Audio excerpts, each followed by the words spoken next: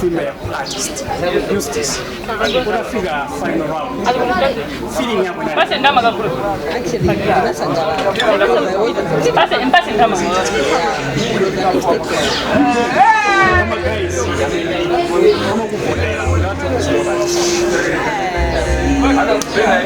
Mostly respect to all of you for taking part in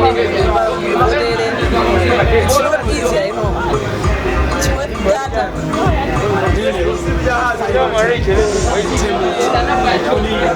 Expected to win this award.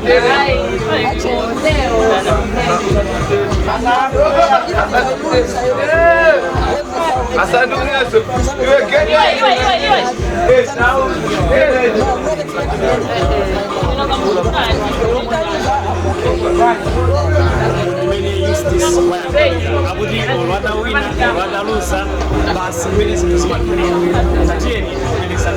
many things.